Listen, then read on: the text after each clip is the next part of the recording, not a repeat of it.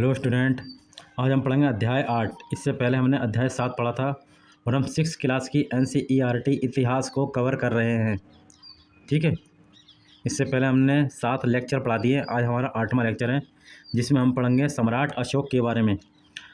इसमें कहानी के एक बेसिक की चर्चा मैं आपको बताता हूँ, जिसमें अशोक एक महान सम्राट हुआ करता था, लेकिन ऐसा क्या हुआ कि उसने सम्राट को अपना पद छोड़कर यानी कि युद्ध को त्याग करके बौद्ध धर्म को अपना लिया था, यानी कि बौद्ध बन गया था। तो इतना बड़ा सम्राट होकर इसने सारा युद्ध को त्याग कर दिया था। ऐसा क्या हुआ था, उस बात को ही हम चर्चा करते हैं। एक महान सम्राट अशोक की कहानी। अशोक एक अनोखा सम्राट जिसने युद्ध का त्याग किया। इसके पीछे क्या कारण था उसके बारे में हम देखते हैं। एक ये लड़की है, ये क्या कह रही है, रोशन के रूपे। जन्मदिन पर रोशन को दादाजी से कड़क नोट मिले। उसने उन्हें अपने हाथ में दबा रखा था। उसे एक नया कैसेट खरीदने का बहुत मन था, लेकिन साथ ही वे बिल्कुल नए कड़क नोटों को देखना और छूकर महसूस करना चाहती थी। तभी उसने पाया कि सभी नोटों में दाहिनी तरफ गांधी जी का मुस्कुराता चेहरा बना हुआ था और बाईं तरफ छोटे छोटे शेर चित्रित थे। उसने सोचा, आखिर यहाँ शेर क्यों बने हुए हैं, वो शेर के चित्र क्यों बने हुए हैं। तो इसके पिछले बेसिकली चर्चा और कहानी क्या है, आइए डिस्कशन करते हैं। पहले हम सम्राट अशोक के बारे में चर्चा करेंगे और एक शेर के बारे में चर्चा करेंगे। ये शेर हैं जो आप नोटों में देखते हैं। ठीक, एक बहुत बड़ा राज्य, एक साम्राज्य। हम जिन शेरों के लिए चित्र रुपयों पैसों पर देखते हैं, उनका एक लंबा इतिहास है। उन्हें पत्थरों को काटकर बनाया गया और फिर उन्हें सारनाथ में एक विशाल स्तंभ पर स्थापित किया गया था। इस विषय में तुमने अध्याय 7 में हमने पढ़ा था। सारनाथ वो जगह थी जहाँ पर गौतम बुद्ध ने सबसे पहले उपदेश दिया था, यानी सबसे पहले बताया था, गौतम बुद्ध का प्रचार प्रसार किया था। इतिहास के महानतम राजाओं में से एक अशोक के निर्देश पर इसके जैसे कई स्तंभों और पत्थरों पर अभिलेख उत्कीर्ण किए गए हैं। अशोक के बहुत सारे अभिलेख हैं जो पत्थरों पर लिखे हुए हैं। पत्थरों पर इसीलिए लिखाते थे कि जो अशोक के अभिलेख हैं या पत्थर पर जो अभिलेख हैं वो ज़्यादा लंबे समय टाइम तक रहें, ताकि आज की जनता या पीढ़ी के पीढ़ी जो लोग आते रहेंगे उनको देखते रहेंगे। ठीक, पत्थरों पर इसलिए लिखवाया था कि वो क्या रहता, सुरक्षित रहता। ठीक, अगर कोई जैसे ताड़ के पेड़ पर लिखवाते या कोई मिट्टी के बर्तन पर लिखवाते तो ज़्यादा समय तक टिक नहीं पाती, नष्ट हो जाती है। इससे पहले कि हम ये जाने कि इन अभिलेखों में क्या लिखा है, ये समझने की कोशिश करें कि उनके राज्य को साम्राज्य क्यों कहा जाता था। अशोक जिस साम्राज्य पर शासन करते थे उसकी स्थापना उनके दादा हैं चंद्रगुप्त मौर्य ने लगभग 2300 साल पहले की थी। चंद्रगुप्त मौर्य ने 2300 साल पहले इस वंश की स्थापना की थी जो मौर्य वंश कहलाता। ठीक, चाणक्य या कौटिल्य नाम के एक बुद्धिमान व्यक्ति ने चंद्रगुप्त की सहायता की थी। एक चाणक्य नाम का व्यक्ति था जो बहुत ही ज्ञानी और बुद्धिमान था, जिसको हम कौटिल्य के नाम से भी जानते हैं, और इसकी पुस्तक का नाम है अर्थशास्त्र। अर्थशास्त्र इसकी पुस्तक का नाम है। बेसिकली होता क्या है, ये राजा जो घनानंद है उसके साम्राज्य में एक इसे अपमानित कर दिया जाता है, यानी कि किसी कारण से इसको निकाल दिया जाता है। तब ये एक प्रतिज्ञा लेता है कि मैं इसको नष्ट कर दूंगा। तो फिर क्या होता है, चंद्रगुप्त मौर्य को ये पाल पोस के बड़ा करके उसको राजा बनाता है, फिर इस तरीके से लड़ता है। तो ये कहानी है बेसिकली। चाणक्य के कई विचार हमें अर्थशास्त्र, इसकी किताब अर्थशास्त्र नाम की किताब में मिलते हैं, उसमें हमें मिलती है। वंश क्या बताते हैं, जब एक ही परिवार के कई सदस्य एक के बाद एक राजा बनते हैं तो उन्हें एक ही वंश का कहा जाता है। जैसे चंद्रगुप्त मौर्य है, चंद्रगुप्त मौर्य के बाद बिंदुसार, फिर उसके बाद अशोक, तो एक ही वंश के हैं ना ये। मौर्य वंश में 3 महत्वपूर्ण राजा, जैसे चंद्रगुप्त मौर्य का बेटा बिंदुसार, बिंदुसार का बेटा हो गया अशोक। ठीक, अशोक साम्राज्य में बहुत से नगर थे। मानचित्र में उन्हें काले बिंदुओं से दिखाया गया है। ये मानचित्र आपको दिखाते हैं, मानचित्र ये रहा। आप अभी इसके बारे में चर्चा करेंगे, पहले थोड़ा पढ़ लें। इनमें साम्राज्य की राजधानी पाटलिपुत्र, उज्जैन और तक्षशिला जैसे प्रमुख नगर थे। कौन से, पाटलिपुत्र, उज्जैन और तक्षशिला। तक्षशिला उत्तर पश्चिम और मध्य एशिया के लिए आने जाने का मार्ग था। दूसरी तरफ उज्जैन उत्तरी भारत से दक्षिणी भारत जाने वाले रास्ते में पड़ता था। शायद नगरों में व्यापारी, सरकारी अधिकारी और शिल्पकार रहा करते थे। साम्राज्यों के बहुत बड़े क्षेत्रों में किसानों और पशुपालकों के गांव बसे हुए थे। मध्य भारत जैसे इलाकों में ज़्यादातर हिस्सा जंगलों से भरा हुआ था, बीच का हिस्सा। वहाँ पर लोग फल फूल का संग्रहण और जानवरों का शिकार करके जीविका चलाते थे, यानी कि अपना जीवन का पालन पोषण करते थे। जिन जगहों पर अशोक के शिलालेख मिले हैं उन्हें लाल बिंदुओं से दिखाया गया है। ये सारे इलाके साम्राज्य के भीतर थे। उन देशों के नाम बताओ जहाँ अशोक के अभिलेख मिले हैं। भारत के साम्राज्य से कौन कौन से राज्य मौर्य साम्राज्य से बाहर थे? जो लाल बिंदुओं से दिखाया गया है वो क्या है? अशोक के शिलालेख हैं। ये हैं लाल राज्य, जैसे ये दिखाया गया मनसेरा, शाबादगढ़ी, लंपक, कंधार, और आपका ये कौन था? कालसी, टोपरा, मेरठ, बहापुर, रामपुरवा, लोरिया राज, और आपका कौशाम्बी, सारनाथ, रूपनाथ, सांची का सुपरिया, पन गुर्रिया, उज्जैन, गिरनार। ये मौर्य साम्राज्य के प्रमुख नगर और अभिलेखों की प्राप्ति हैं। साम्राज्य के अलग अलग इलाकों में लोग भिन्न भिन्न भाषाएं बोलते थे, अलग अलग भाषाएं बोलते थे। वे लोग शायद अलग अलग प्रकार का भोजन भी करते थे और यहाँ तक कि अलग अलग किस्म की पोशाक भी यानी कपड़े भी पहनते थे। राज्य साम्राज्य से कैसे भिन्न है? राज्य और जो साम्राज्य इनसे कैसे डिफरेंट है, दोनों में अंतर बताओ। क्योंकि साम्राज्य जो था वो राज्यों से बड़े होते थे, उनकी रक्षा के लिए बड़ी सेनाओं की ज़रूरत होती थी, इसीलिए सम्राटों को राजाओं की तुलना में ज़्यादा संसाधनों की ज़रूरत होती थी। साम्राज्य एक बहुत बड़ा साम्राज्य हुआ करता था। इस साम्राज्य का कोई एक राजा, जैसे अशोक को बना दिया अशोक सम्राट, ठीक, उसे बहुत सारे सैनिकों की आवश्यकता होती थी और वो क्या प्रजा की रक्षा करता था ये। इसी कारण उन्हें बड़ी संख्या में कर इकट्ठा करने वाले अधिकारियों की ज़रूरत होती थी। बहुत सारे लोग इसमें काम किया करते थे, जैसे आपके वित्त विभाग हो गया, गृह विभाग हो गया, कई तरह के विभाग हो, इसी तरीके उसमें भी अधिकारी नियुक्त होते थे। साम्राज्य का प्रशासन किस तरीके से चलता था? क्योंकि मौर्य साम्राज्य बहुत बड़ा था, इसलिए अलग अलग हिस्सों पर अलग अलग ढंग से शासन किया जाता था। पाटलिपुत्र और उसके आसपास के इलाकों पर सम्राट का सीधा कंट्रोल यानी कि नियंत्रण था।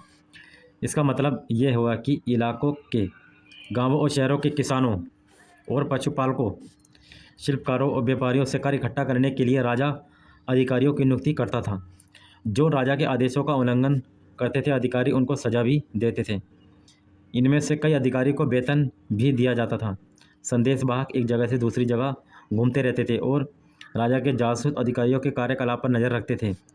इन सब के ऊपर सम्राट था, जो राज परिवार एवं वरिष्ठ मंत्रियों की सहायता से सब पर कंट्रोल रखता था। तो छोटे छोटे व्यापारी और पशुपालक, शिल्पकार और व्यापार से कार्य इकट्ठा करते थे राजा लोग और उनके अधिकारियों की नियुक्ति करते थे। फिर इनके ऊपर भी कुछ जासूस छोड़े जाते थे जो अधिकारियों की निगरानी रखते थे और फिर वो राजा को सारी क्रियाकलाप बताते थे कि साम्राज्य में क्या चल रहा है। मौर्य साम्राज्य के भीतर कई छोटे छोटे क्षेत्र या प्रांत थे। इन पर तक्षशिला या उज्जैन जैसी प्रांतीय राजधानियों से शासन किया जाता था। कुछ हद तक पाटलिपुत्र से इन क्षेत्रों पर नियंत्रण रखा जाता था और अक्सर राजकुमारों को वहाँ का राज्यपाल, गवर्नर बनाकर भेजा जाता था। लेकिन ऐसा लगता है कि इन जगहों पर स्थानीय परंपराओं और नियमों को ही माना जाता था। प्रादेशिक केंद्रों के बीच विस्तृत क्षेत्र थे। इनके इलाकों में मौर्य शासक सिर्फ मार्गों और नदियों पर कंट्रोल रखने की कोशिश करते थे। जो उज्जैन और तक्षशिला हुआ करता था, यहाँ पर राज्यपाल, गवर्नर नियुक्त कर देते थे जो इनका नियमों का पालन कर सके और वहाँ का शासन प्रशासन चलाया जा सके। आवागमन के लिए महत्वपूर्ण थे। यहाँ से उन्हें जो भी संसाधन कर और भेंट के रूप में मिलते थे उन्हें इकट्ठा किया जाता था। उदाहरण के लिए अर्थशास्त्र में ये लिखा है कि उत्तर पश्चिम कंबल के लिए और दक्षिण भारत सोने और कीमती पत्थरों के लिए प्रसिद्ध था।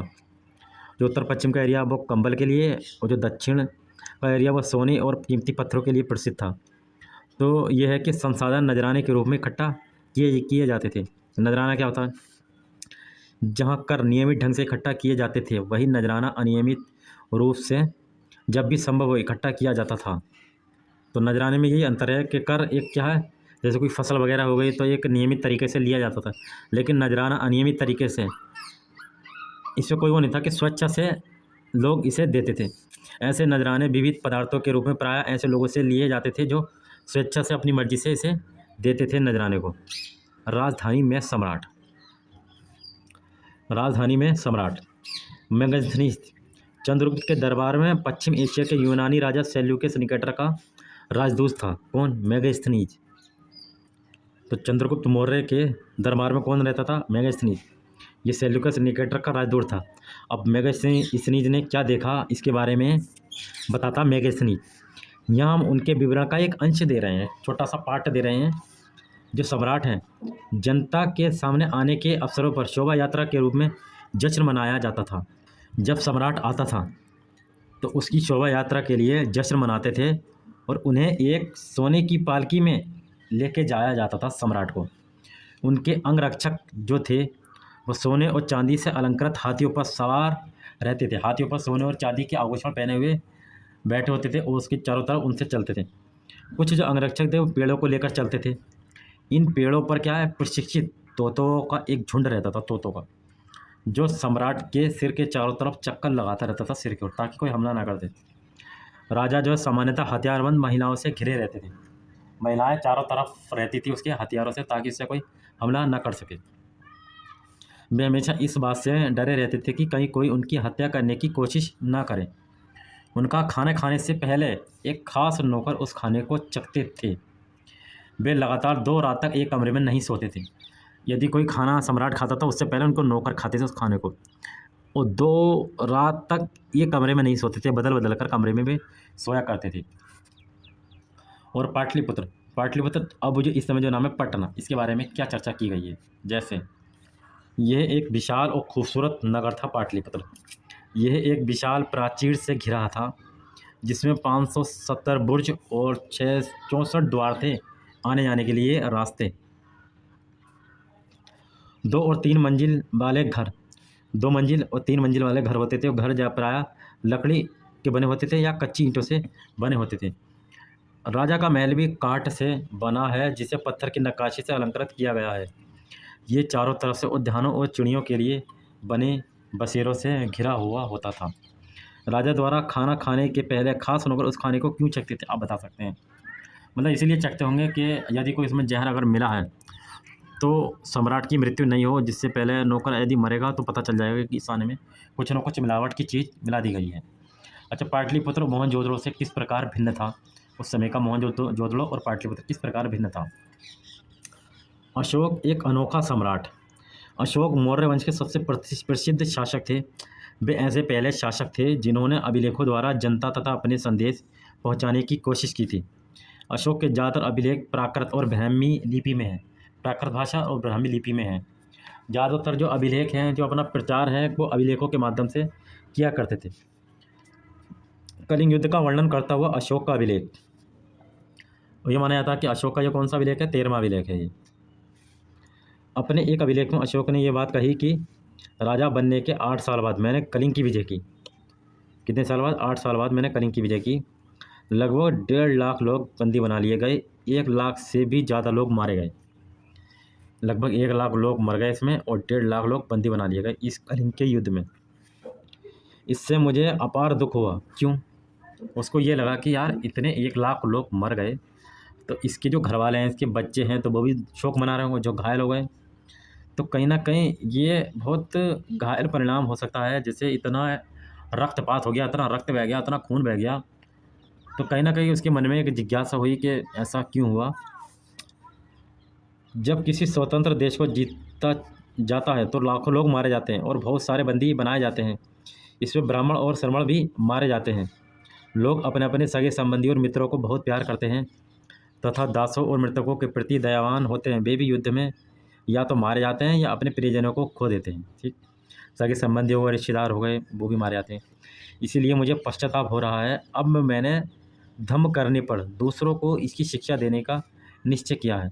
मैं मानता हूँ कि धम्म के माध्यम से लोगों का दिल जीतना बलपूर्वक विजय पाने से ज़्यादा अच्छा है, और मैं अभिलेख भविष्य के लिए एक संदेश के रूप में इसलिए उत्तीर्ण करा रहा हूँ कि मेरे बाद मेरे बेटे और पोते कभी भी युद्ध ना करें। तो यानी 8वें साल बाद जब युद्ध हुआ, उसके बाद इन अभिलेख के माध्यम से लोगों को बताना शुरू किया कि कभी भी कि मेरे बेटे और उसके बेटे जितनी भी सल्तनत चले वो कभी भी युद्ध नहीं करें, क्योंकि इतने साल लोग मारे गए, उनके जो सगे संबंधी है वो भी एक शोक मना रहे हैं इस चीज़ का। तो इस चीज़ से उसका हृदय जो क्या हुआ, चेंज हो गया, यानी कि परिवर्तन हो गया। इसके बदले उन्हें ये सोचना चाहिए कि धम्म को कैसे पढ़ा जाए। धम्म मतलब धर्म को कैसे पढ़ा जाए। ठीक, कलिंग की लड़ाई से युद्ध को लेकर अशोक के विचारों में कैसे परिवर्तन हुआ। तो इतना बड़ा लड़ाई हुई, इतना रक्तपात हो गया, तो उसको देखकर इसने जो सोचा कि इसके जो रिश्तेदार वगैरह वो भी शोक मना रहे हैं, तो कहीं ना कहीं ये भी इनके बच्चे रहे होंगे, तो मेरा भी कोई ना कोई बच्चा, मैं भी किसी का बेटा हूँ। इसी तरीके से कि धम्म संस्कृत शब्द धर्म का प्राकृत रूप है। धम्म किसका शब्द है? संस्कृत का शब्द है धम्म। अशोक का कलिंग युद्ध। कलिंग तटवर्ती उड़ीसा का एक प्राचीन नाम है। कहाँ पर है? उड़ीसा में। मानचित्र 5 में पृष्ठ 76 में देखें, यह है आपका कलिंग। ठीक, कलिंग वो कहाँ पर पड़ता है? ये उड़ीसा में। अशोक ने कलिंग को जीतने के लिए एक युद्ध लड़ा, लेकिन युद्ध जनित हिंसा और खून खराबा देखकर उन्हें युद्ध से भी तृष्णा हो गई। उन्होंने निर्णय लिया कि वे भविष्य में कभी युद्ध नहीं करेंगे। अशोक का धम्म क्या है? अशोक ने धम्म में क्या कहा? धम्म क्या है? अशोक ने कहा, अशोक के धम्म में किसी देवता की पूजा अथवा किसी कर्मकांड की आवश्यकता नहीं थी। उन्हें लगता था कि जैसे पिता अपने बच्चों को अच्छे व्यवहार की शिक्षा देते हैं, वैसे ही ये उनका कर्तव्य था कि वे अपनी प्रजा को निर्देश दें, और बुद्ध के उपदेशों से प्रेरित हुए थे। यही बताया कि एक बिहार के रामपुर में एक मौर्यकालीन की मूर्ति मिली है, जिसे राष्ट्रपति के भवन में सुरक्षित रखा गया है। ठीक, ये एक मौर्यकाल की एक मूर्ति है। उन्होंने कई सड़कें बनवाई, कुछ कुएं बनवाए और विश्राम गृह बनवाए। इनके लिए अतिरिक्त उन्होंने मनुष्य और जानवरों की चिकित्सा की भी व्यवस्था की, यानी कि जो जानवर बीमार थे उनके लिए भी एक अस्पताल, एक चिकित्सक की व्यवस्था इन्होंने की। अपनी प्रजा के लिए अशोक के संदेश क्या थे? लोग विभिन्न अवसरों पर अनुष्ठान करते हैं। उदाहरण के लिए, जब वे बीमार होते हैं तब उनके बच्चों का विवाह होता है। बच्चों के जन्म पर, और जब यात्रा शुरू करते हैं तब वे तरह तरह के अनुष्ठान करते हैं। ये कर्मकांड किसी काम के नहीं हैं। इसके बदले यदि लोग दूसरे रीतियों को मानें तो वे ज़्यादा फलदायी होंगी। ये अन्य प्रकार की रीतियाँ क्या हैं? जैसे अपने दासों और नौकरों के साथ अच्छा व्यवहार करना चाहिए, बड़ों का आदर करना चाहिए, सभी जीवों पर दया करनी चाहिए, और ब्राह्मणों तथा श्रमणों को दान देना चाहिए। ये कहा इनने, अशोक ने। अपने धर्म की प्रशंसा या दूसरों की धर्म की निंदा करना, दोनों ही बातें गलत हैं। हर किसी को दूसरे धर्म का आदर करना चाहिए। यदि कोई अपने धर्म की बड़ाई और दूसरे धर्म की बुराई करता है तो वे वास्तव में अपने धर्म को ज़्यादा नुकसान पहुंचा रहा है। ये नहीं कि आप एक धर्म को अच्छा कह रहे हैं, दूसरे धर्म को बुरा कह रहे हैं। ये बात नहीं होनी चाहिए। दोनों धर्म को अच्छा कहना चाहिए। इसलिए हर किसी को दूसरे धर्म के प्रमुख विश्वासों को समझने की कोशिश करते हुए उसका आदर करना चाहिए। भारत के प्रधानमंत्री पंडित जवाहरलाल नेहरू ने लिखा है कि उनके धर्म आदेश आज भी हमसे एक ऐसी भाषा में बात करते हैं जिन्हें हम समझ सकते हैं और जिनसे हम बहुत कुछ सीख सकते हैं। अशोक ने धम्म के विचारों को दूर दूर तक फैलाने के लिए उन बातों को बताया जो उनके अनुसार आज भी प्रासंगिक हैं। अशोक के संदेश उन हिस्सों को बताओ जो आज भी प्रासंगिक हैं।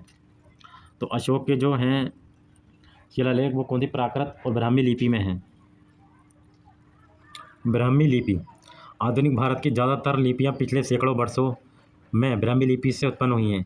यहाँ आप आ अक्षर को अलग अलग भाषाओं की लिपियों में देख सकते हैं। जैसे आ अक्षर है, अलग अलग भाषाओं में किस तरीके से देख सकते हैं आपको मैं बताता हूँ।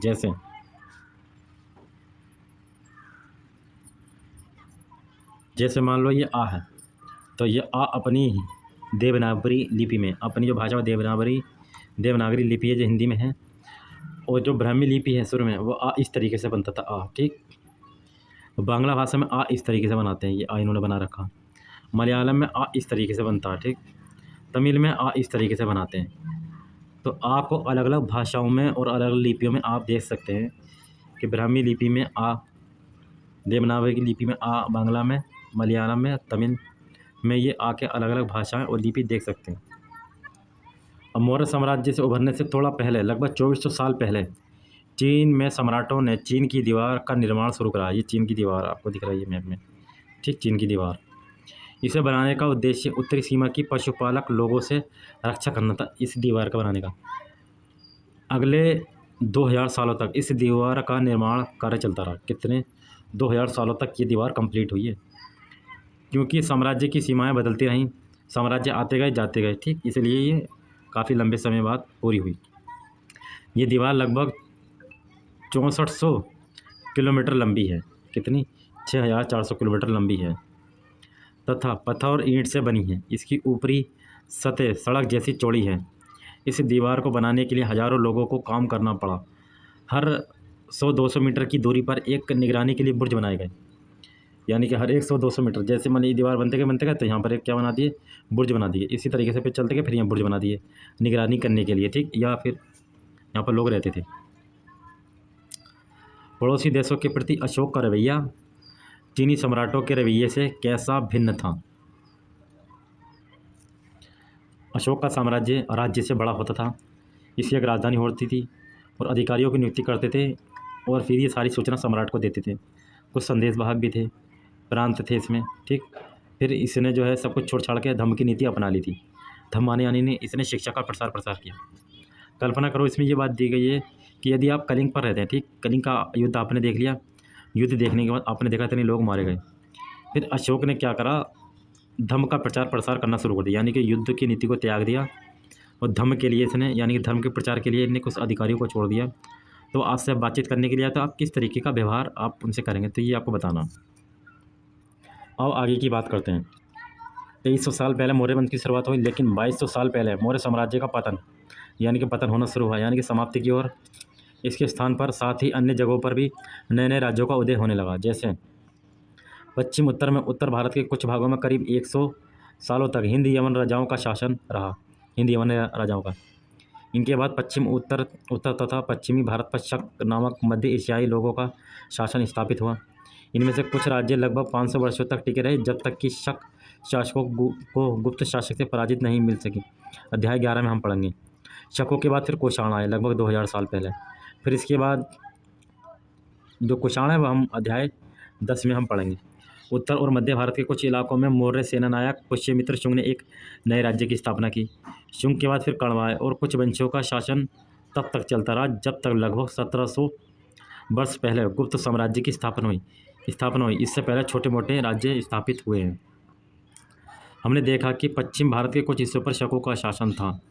यहाँ पश्चिमी भारत तथा मध्य भारत पर शासन कर रहे सातवाहन शासकों के साथ इनके कई युद्ध हुए। लगभग 2100 साल पहले स्थापित सातवाहन राज्य 400 सालों तक टिका रहा। लगभग 1700 साल पहले मध्य तथा पश्चिमी भारत में वाकाटक वंश का शासन स्थापित रहा। दक्षिण भारत में 2200 साल से लेकर 1800 साल पूर्व के बीच चोलों और चेरों और पांडवों के शासन किया। लगभग 1500 साल पहले पल्लवों और चालुक्यों के दो बड़े बड़े राज्यों की स्थापना हुई। इसके अलावा और भी कई राज्य और राजा थे। इनके बारे में हमें उनके सिक्कों, पांडुलिपियों तथा पुस्तकों से पता चलता है। इन सबके साथ साथ अनेक ऐसे परिवर्तन भी हो रहे हैं जिनमें सामान्य स्त्री पुरुष का महत्वपूर्ण योगदान था। इनमें कृषि का प्रसार, नए शहरों का विकास, उद्योग तथा व्यापार में प्रगति थी। व्यापारियों ने एक तरफ जहां उपमहाद्वीप के अंदर तथा बाहर जमीन के रास्तों की खोज की, वहीं पश्चिम एशिया, पूर्वी अफ्रीका तथा दक्षिण पूर्वी एशिया के समुद्री रास्ते भी खुले। मंदिरों, स्तूपों तथा अन्य इमारतों का निर्माण हुआ। किताबें लिखी गई, साथ ही वैज्ञानिक खोजें भी हुई। ये सारी बातें साथ साथ हो रही थी। इस पुस्तकों के बाकी हिस्सों को पढ़ाते हुए तुम इन बातों को ध्यान में रखना चाहिए। हम बाकी जो भी राज्य हम पढ़ेंगे इन बातों को हमें ध्यान में रखना चाहिए, क्योंकि हिंद यमन शासक का इस बीच में, और ये इसका सिक्के के बारे में हमें जानकारी मिलती है। फिर कुषाण लोग आए, ये सिक्का रहा, उसके बारे में हम चर्चा करेंगे। ये शकों का सिक्का रहा, शकों का सिक्का, और ये सातवाहन का सिक्का है, इनके बारे में हम चर्चा करेंगे। तो ये हमारा अध्याय 8 था, जिसमें सम्राट अशोक के बारे में चर्चा की गई है। अब हम पढ़ेंगे अध्याय 9 नेक्स्ट वीडियो में, जिसमें खुशहाल गांव और समृद्ध शहर, ठीक है, जिससे लोहे और औजार और खेती की शुरुआत इसमें होना शुरू हो जाएगी, ठीक है। चलिए, थैंक्स।